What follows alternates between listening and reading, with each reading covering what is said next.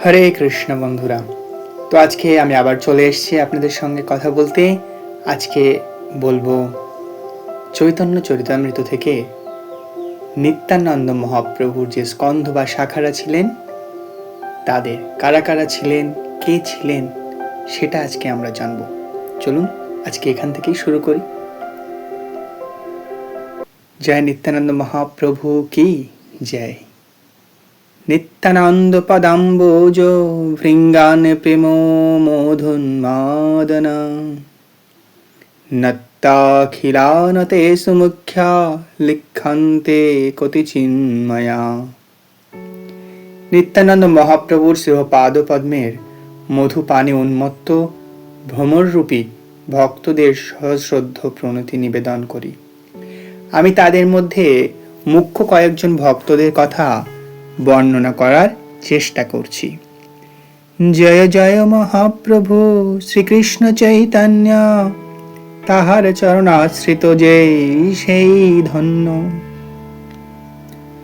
শ্রীকৃষ্ণ চৈতন্য মহাপ্রভুর জয়, যিনি তার শ্রী পাদপদ্মে আশ্রয় গ্রহণ করেন তিনি ধন্য। জয় জয় শ্রী অদ্বৈত জয় নিত্যানন্দ, জয় জয় মহাপ্রভুর সর্বভক্ত বৃন্দা। তস্য কৃষ্ণ চৈতন্য সৎ প্রেমার সখিনঃ, ঊর্ধ্বস্কন্দ বধূতেন্দ্র শাখারূপান গণান। শ্রী নিত্যানন্দের বৃক্ষের স্কন্ধ গুরুতর, তাহাতে জন্মিল শাখা প্রশাখা বিস্তার। শ্রী নিত্যানন্দ প্রভু হচ্ছেন শ্রী চৈতন্য বৃক্ষের অত্যন্ত গুরুতর একটি স্কন্ধ। তার থেকে বহু শাখা প্রশাখা বিস্তৃত হয়েছে। মালাকারের ইচ্ছায় জলে বাড়ি শাখাগণ, প্রেম ফুল ফলে ভরি ছাইল ভুবন। মালাকার শ্রী চৈতন্য মহাপ্রভুর ইচ্ছারূপ জলের দ্বারা এই সমস্ত শাখা প্রশাখাগুলি অন্তহীনভাবে বর্ধিত হতে লাগলো এবং প্রেমমুক্ত ফুলে ফলে তা ভুবন ছেয়ে ফেলল। অসংখ্য অনন্ত গান কে করু গণন, আপনা শোধিতে কহি মুখ্য মুখ্য জন। এই শাখা প্রশাখা ভক্তদের সংখ্যা অগণিত, অন্তহীন। কে তা গণনা করতে পারেন? তবুও নিজেকে পবিত্র করার জন্য আমি তাদের মধ্যেকার মুখ্য কয়েকজন ভক্তের কথা বর্ণনা করার চেষ্টা করছি। শ্রী বীরভদ্র গোসাই স্কন্ধ মহাশাখা, তার উপশাখা যত অসংখ্য তার লেখা। শ্রী নিত্যানন্দ প্রভু পর তার সবচাইতে বড় শাখা হচ্ছেন শ্রী বীরভদ্র গোসাই। তার অসংখ্য শাখা ও উপশাখা রয়েছে, যা বর্ণনা করা সম্ভব নয়।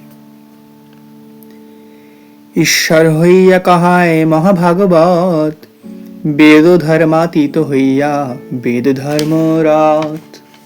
অর্থাৎ যদিও বীরভদ্র গোসাই ছিলেন পরমেশ্বর ভগবান, তবু তিনি একজন মহান ভক্ত রূপে নিজেকে প্রকাশ করেছেন। পরমেশ্বর ভগবান যদিও সমস্ত বেদ ধর্মের অতীত, তবুও তিনি গভীর নিষ্ঠা সহকারে বৈদিক ধর্ম অনুসরণ করেছেন। অন্তরে ঈশ্বর চেষ্টা বাহিরে নির্দম্ভ, চৈতন্য ভক্তি মণ্ডপে তেহ মূল স্তম্ভ। শ্রী চৈতন্য মহাপ্রভুর ভক্তি মণ্ডপে তিনি হচ্ছেন মূল স্তম্ভ স্বরূপ। অন্তরে তিনি জানতেন যে তিনি হচ্ছেন পরমেশ্বর ভগবান বিষ্ণু, কিন্তু বাইরে তিনি কোনো প্রকার দম্ভ প্রকাশ করতেন না। আদ্যপি যাহারে কৃপা মহিমা হইতে, চৈতন্য নিত্যানন্দ গায় সকল জগতে। শ্রী বীরভদ্র গোসাই কৃপা মহিমা প্রভাবে আজ সারা জগতের মানুষ চৈতন্য মহাপ্রভু ও নিত্যানন্দ প্রভুর নাম কীর্তন করার সুযোগ পাচ্ছে। সেই বীরভদ্র গোসাই লইনু শরণ, যার প্রসাদে হয় অভীষ্ট পূরণ। তাই আমি বীরভদ্র গোসাই শ্রী পাদপদ্ম শরণ গ্রহণ করি, যাতে তার কৃপার প্রভাবে আমার চৈতন্য চরিতামৃত রচনা করার বাসনা পূর্ণ হয়। শ্রীরাম দাস আর গদাধর দাস, চৈতন্য গোসাই ভক্ত রহে তার পাশ। শ্রীরাম দাস আর গদাধর দাস নামক শ্রী চৈতন্য মহাপ্রভুর দুইজন ভক্ত সর্বদা শ্রী বীরভদ্র গোসাইয়ের সঙ্গে থাকতেন। নিত্যানন্দে আজ্ঞা দিলা যবে গৌড় যাইতে, মহাপ্রভুর এই দুই দিলা তার সাথে। অতএব দুই গণে দুহাই গণন, মাধব বাসুদেব ঘোষেরও এই বিবরণ। অর্থাৎ শ্রী চৈতন্য মহাপ্রভু যখন নিত্যানন্দ মহাপ্রভুকে প্রচারের জন্য এই গৌড় দেশে যেতে আদেশ দেন, তখন এই দুইজন ভক্তকেও তিনি তার সঙ্গে যেতে আদেশ দেন। কাকে? শ্রী রামদাস ও শ্রী গদাধর দাসকে। তাই কখনো কখনো তাদের চৈতন্য মহাপ্রভুর গণ, আবার কখনো নিত্যানন্দ প্রভুর গণ বলে গণনা করা হয়। তেমনি মাধব ঘোষ এবং বাসুদেব ঘোষও শ্রী চৈতন্য মহাপ্রভুর এবং নিত্যানন্দ প্রভুর উভয়েরই গণ।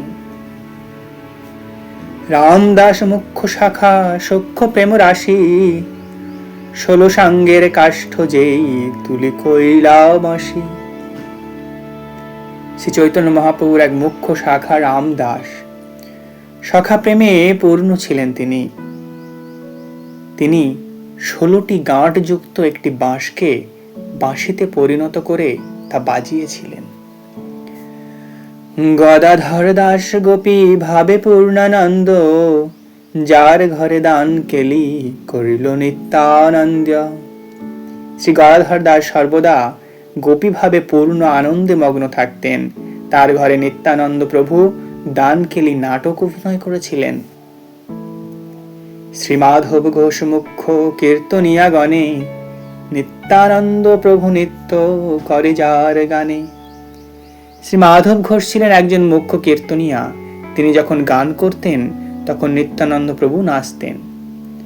বাসুদেব গীতেকার প্রভুর বর্ণনে, কাষ্ঠ পাষাণ দ্রব্য যাহার দ্রবণে শ্রবণে। বাসুদেব ঘোষ যখন চৈতন্য মহাপ্রভু ও নিত্যানন্দ প্রভুর বর্ণনা করে কীর্তন করতেন, তখন তা শুনে কাঠ এবং পাথরও গলে যেত। মুরারি চৈতন্য দাসের অলৌকিক লীলা, ব্যাঘ্র গালে চড় মারে সর্পে শনে খেলা। চৈতন্য মহাপ্রভু এক মহান ভক্ত মুরারি ছিলেন। বহু অলৌকিক কার্য সম্পাদন করেছিলেন তিনি। আনন্দে মগ্ন হয়ে কখনো তিনি বাঘের গালে চড় মারতেন, আবার কখনো তিনি বিষধর কাপ সাপের সঙ্গে খেলা করতেন।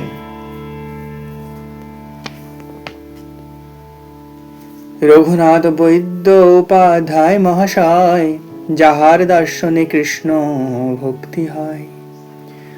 রঘুনাথ বৈদ্য, যিনি উপাধ্যায় নামেও পরিচিত, তিনি শ্রীমান নিত্যানন্দ প্রভুর এমনই একজন মহান পার্ষদ ছিলেন যে কেবল তার দর্শনে সুপ্ত কৃষ্ণ প্রেম জাগরিত হতো। নিত্যানন্দের গঞ্জত সব ব্রজ শাখা, সিংহ বেত্র গোপ বেশে শিরে শিখি পাখা। নিত্যানন্দ প্রভু আশ্রিত ভক্তেরা সকলেই ব্রজের সখ্য রস আশ্রিত এবং তাদের সকলেই গোপাল বেশ। তাদের হাতে সিংহ বেত্র আর তাদের মাথায় ময়ূর পাখা। সুন্দরানন্দ নিত্যানন্দের শাখা ভৃত্য মর্ম, যার সঙ্গে নিত্যানন্দ করে ব্রজ নর্ম। শ্রী নিত্যানন্দ প্রভু আরেকটি শাখা সুন্দরানন্দ ছিলেন নিত্যানন্দ প্রভুর সবচাইতে অন্তরঙ্গ সেবক। তার সঙ্গে নিত্যানন্দ প্রভু ব্রজলীলা বিলাস করতেন। কমলাকর পিপলাই অলৌকিক রীত, অলৌকিক প্রেমে তার ভুবনে বিদিত। কমলাকর পিপলাই ছিলেন তৃতীয় গোপাল। তার আচার আচরণ ও ভগবত প্রেম ছিল অলৌকিক এবং একইভাবে তিনি সমস্ত জগতে প্রসিদ্ধ ছিলেন। সূর্যদাস সরখেল তার ভাই কৃষ্ণদাস, নিত্যানন্দে দৃঢ় বিশ্বাস প্রেমেরও নিবাস। সূর্যদাস সরখেল ও তার কনিষ্ঠ ভ্রাতা কৃষ্ণদাস সরখেল উভয়ই নিত্যানন্দ প্রভুর প্রতি দৃঢ় বিশ্বাস। তারা ছিলেন ভগবত প্রেমের নিবাস। গৌরদাস পণ্ডিত যার প্রেম দণ্ড ভক্তি, কৃষ্ণ প্রেম দিতে নিতে ধরে মহাশক্তি। গৌরদাস পণ্ডিত ছিলেন সর্বোচ্চ ভগবত ভক্তির প্রতীক। কৃষ্ণ প্রেম গ্রহণ করার এবং কৃষ্ণ প্রেম দাঁড় করার মহাশক্তি তার ছিল। নিত্যানন্দে সমর্পিল জাতি কুলপতি, শ্রী চৈতন্য নিত্যানন্দে করি প্রাণপতি। শ্রী চৈতন্য মহাপ্রভু ও শ্রীমান নিত্যানন্দ প্রভুকে প্রাণপতি রূপে বরণ করে গৌরীদাস পণ্ডিত জাতি কুল সবকিছু নিত্যানন্দ প্রভুকে সমর্পণ করেছিলেন। নিত্যানন্দ প্রভুর প্রিয় পণ্ডিত পুরন্দর, প্রেমার নব মধ্যে ফিরে জয়ছ মন্দর। নিত্যানন্দ প্রভুর ত্রয়োদশতম প্রধান ভক্ত ছিলেন পণ্ডিত পুরন্দর। তিনি ভগবত প্রেমের সমুদ্রে মন্দার পর্বতের মতো বিচরণ করতেন। পরমেশ্বর দাস নিত্যানন্দিক শরণ, কৃষ্ণ ভক্তি পায় তারে যে করে শরণ। পরমেশ্বর দাস হচ্ছেন নিত্যানন্দ প্রভুর চরণ কমল সম্পূর্ণভাবে আত্মনিবেদিত কৃষ্ণ লীলার পঞ্চম গোপাল। যিনি তার নাম স্মরণ করেন তিনি অনায়াসে কৃষ্ণ ভক্তি লাভ করেন। জগদেশ পণ্ডিত হয় জগত পাবন, কৃষ্ণ প্রেমামৃত বর্ষে যেন বর্ষা ঘন। নিত্যানন্দ প্রভুর অনুগামী পঞ্চদশ শাখা হচ্ছেন জগদীশ পণ্ডিত, যিনি জগৎ উদ্ধার করেছিলেন।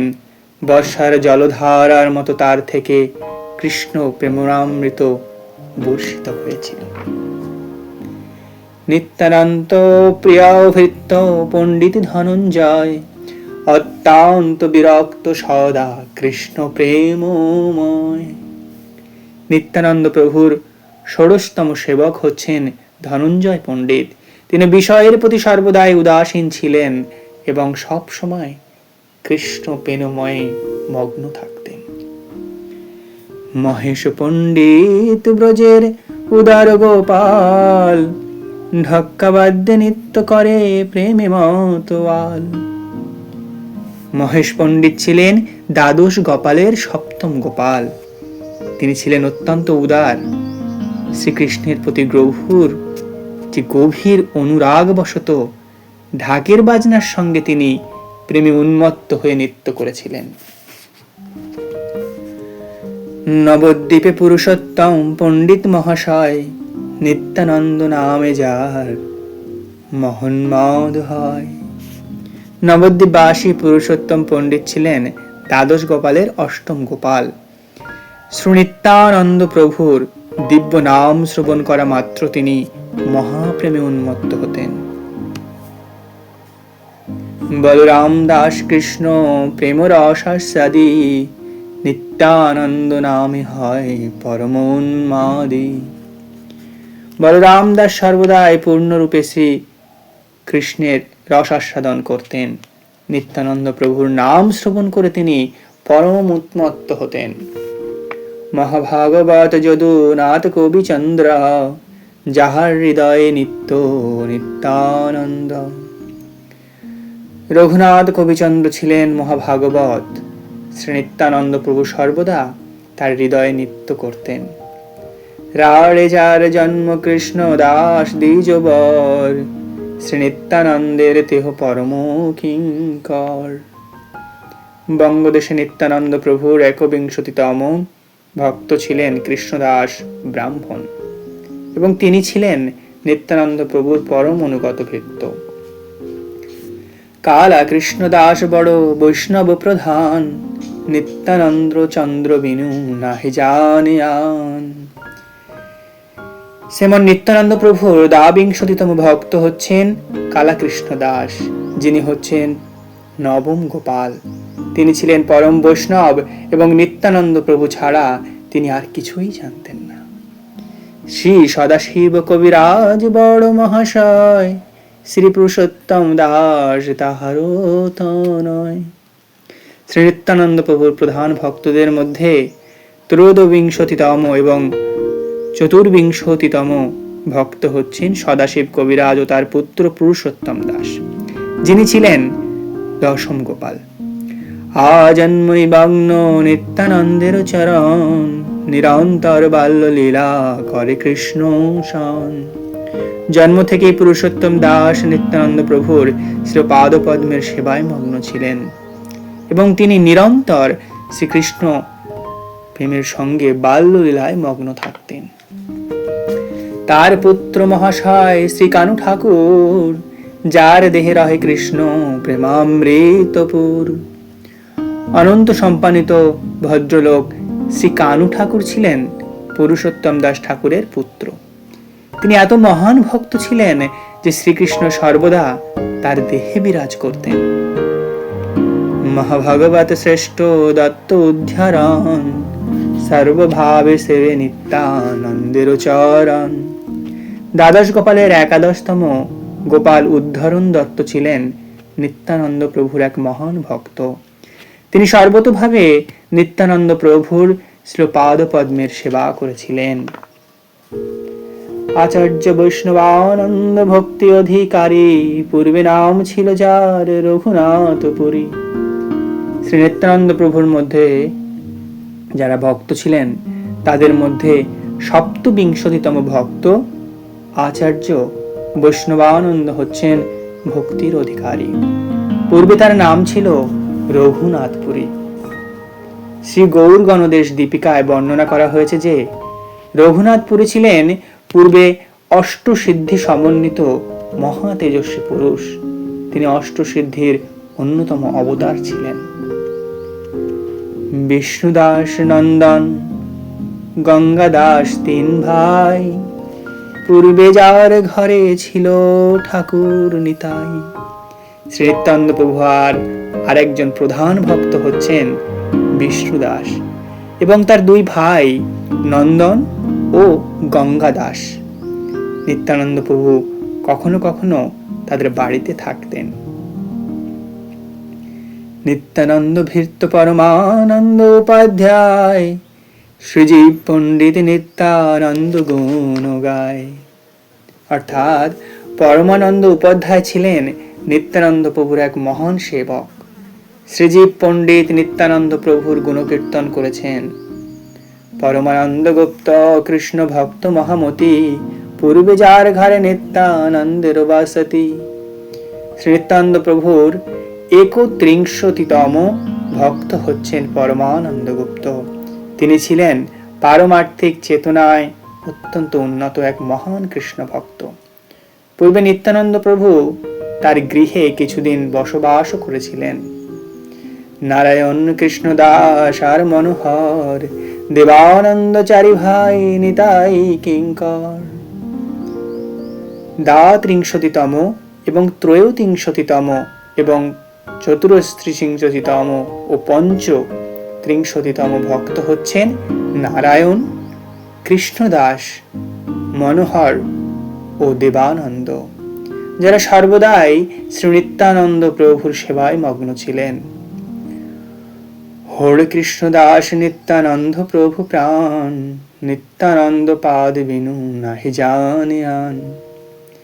নিত্যানন্দ প্রভুর ৬৩তম ভক্ত হচ্ছেন হরে কৃষ্ণ দাস। নিত্যানন্দ প্রভু ছিলেন তার প্রাণ স্বরূপ। নিত্যানন্দ প্রভুর ছিল পাদপদ্ম বিনা তিনি আর কিছুই জানতেন না। নকড়ি মুকুন্দ সূর্য মাধব শ্রীধর, রামানন্দ বসু জগন্নাথ মহীধর।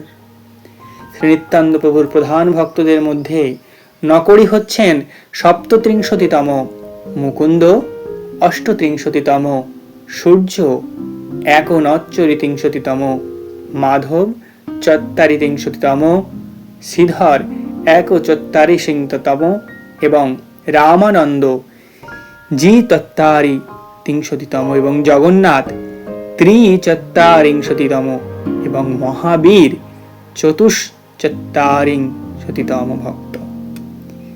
শ্রীধর ছিলেন দ্বাদশতম গোপাল। শ্রীমন্ত গোকুল দাস হরিহরানন্দ্য শিবায় নন্দায় অদ্ভুত পরমানন্দ্য। শ্রীনিত্যানন্দ প্রভুর ভক্তদের মধ্যে শ্রীমন্ত পঞ্চচত্বারিংশতিতম, গোকুল দাস ষষ্ঠচত্বারিংশতিতম এবং হরিহরানন্দ সপ্তচত্বারিংশতিতম এবং শিবাই অষ্টচত্বারিংশতিতম নন্দায় এবং 51 পঞ্চত্রিংশতিতম এবং পরমানন্দ ছিলেন 50তম ভক্ত। বসন্ত নবীন হোর গোপাল সনাতন বিষয় হাজরা কৃষ্ণ নন্দ সুলোচন। শ্রী নিত্যানন্দ প্রভুর প্রধান ভক্তদের মধ্যে বসন্ত ছিলেন 51তম, নবীন হোর 52তম, গোপাল ছিলেন 53তম, সনাতন 54তম, বিষ্ণুই হাজরা ছিলেন 55তম, কৃষ্ণানন্দ 56তম এবং সুলোচন 57তম ভক্ত। কংসারী সেন, রামাসেন, রামচন্দ্র কবিরাজ, গোবিন্দ শ্রীরঙ্গ, মুকুন্দ 3 কবিরাজ। শ্রী নিত্যানন্দ প্রভুর প্রধান ভক্তদের মধ্যে 58তম মহান ভক্ত হচ্ছেন কংসারী সেন, 59তম ভক্ত হচ্ছেন রাম সেন, 60তম ভক্ত হচ্ছেন রামচন্দ্র কবিরাজ এবং 61তম ও 62তম ও 63তম ভক্ত হচ্ছেন যথাক্রমে গোবিন্দ, শ্রীরঙ্গ ও মুকুন্দ, এই 3 জন কবিরাজ। পীতাম্বর, মাধবাচার্য, দাস দামোদর, শঙ্কর, মুকুন্দ, জ্ঞান দাস মনোহর। শ্রী নিত্যানন্দ প্রভুর প্রধান ভক্তদের মধ্যে পীতাম্বর হচ্ছেন 64তম, মাধবাচার্য 65তম, দামোদর দাস 66তম, শঙ্কর হচ্ছেন 67তম, মুকুন্দ 68তম, জ্ঞানদাস 69তম এবং মনোহর 70তম ভক্ত। নর্তক গোপাল রামভদ্র, গৌরাঙ্গ দাস, নৃসিংহ চৈতন্য, মিনকেতন রামদাস। নর্তক গোপাল হচ্ছেন 170তম ভক্ত, রামভদ্র হলেন 270তম ভক্ত, গৌরাঙ্গ দাস 370তম ভক্ত এবং নৃসিংহ চৈতন্য 470তম ভক্ত এবং মিনকেতন রামদাস হচ্ছেন 75তম ভক্ত। বৃন্দাবন দাস নর নারায়ণী নন্দিয়া, চৈতন্য মঙ্গল যেহ করিল রচনা। শ্রীমতী নারায়ণীর পুত্র বৃন্দাবন দাস ঠাকুর চৈতন্য মঙ্গল গ্রন্থ রচনা করেছিলেন। ভাগবতে কৃষ্ণ লীলা বর্ণিলা বেদব্যাস, চৈতন্য লীলাতে ব্যাস বৃন্দাবন দাস। শ্রীমদ্ ভাগবতে ছিল বেদ ব্যাস শ্রীকৃষ্ণের লীলাসমূহ বর্ণনা করেছেন, আর চৈতন্য মহাপ্রভুর লীলায় ব্যাসদেব হচ্ছেন বৃন্দাবন দাস ঠাকুর। সর্বশাখা শ্রেষ্ঠ বীরভদ্র গোসাই, তার উপশাখা যত তার অন্ত নাই। অন্ত নিত্যানন্দ গান কে করু গণন, আত্মপবিত্রা হেতু লিখিল কত জন। এই সব শাখা পূর্ণ পক্ক প্রেম ফল, যারে দেখে তারে দিয়া ভাসাইল সকল। অনর্গল প্রেম সবার চেষ্টা অনর্গল, প্রেম দিতে কৃষ্ণ দিতে ধরে মহাবল। সংক্ষেপেতে কইলাম এই নিত্যানন্দ গান, যাহার অবধি না পায় সহস্র বদন। শিরোপ রঘুনাথ পদ যারাস, চৈতন্য চরিতামৃত কহে কৃষ্ণ দাস। হরে কৃষ্ণ ভক্তরা, তো চৈতন্য চরিতামৃত কৃষ্ণদাস ঠাকুর বলছেন শ্রীল রূপ গোস্বামী ও শ্রীল রঘুনাথ দাস গোস্বামী শ্রীল পাদপদ্মে আমার প্রণতি নিবেদন করে, তাহার কৃপা প্রার্থনা করে এবং তাদের পাদপঙ্ক অনুসরণ পূর্বক আমি কৃষ্ণদাস চৈতন্য চরিতামৃত বর্ণনা করছি। তো এই কৃষ্ণদাস কবিরাজের চৈতন্য চরিতামৃতই আমরা নিত্যানন্দ মহাপ্রভুর যে শাখা সেগুলো আজ আমরা শ্রবণ করলাম। এর পরদিন আমরা শ্রবণ করব যে এই শাখা যারা চৈতন্য মহাপ্রভু, নিত্যানন্দ মহাপ্রভু তার যে পারিষদ বর্গরা ছিলেন তাদের জীবনী সম্পর্কে আমরা জানবো এক এক করে। তো যারা চিন্তা করছেন যে এগুলো জানবেন, অবশ্যই তারা চ্যানেলটাকে সাবস্ক্রাইব করে দেবেন, বেল আইকন দাবিয়ে রাখবেন, কেননা অবশ্যই তাহলে আপনারা এর পরের ভিডিওগুলো, এর পরের যে ক্লাসগুলো সেগুলো আমরা পেতে পারবেন এবং চৈতন্য মহাপ্রভু সম্পর্কে এবং তার পার্শ্বদের সম্পর্কে আমরা আরো বেশি জানতে পারবো। হরে কৃষ্ণ হরে কৃষ্ণ কৃষ্ণ কৃষ্ণ হরে হরে, হরে রাম রাম রাম হরে হরে। আপনারা অবশ্যই কমেন্ট করবেন। কমেন্ট না করলে আমি বুঝতে পারছি না যে জিনিসগুলো কেমন হচ্ছে, তাহলে আমরা সামনে আরো এগোতে পারবো, আরো সুন্দর সুন্দর ভিডিও আপনাদেরকে দিতে পারবো, আরো সুন্দর ক্লাসগুলো আপনাদের দিতে পারবো। হরে কৃষ্ণ।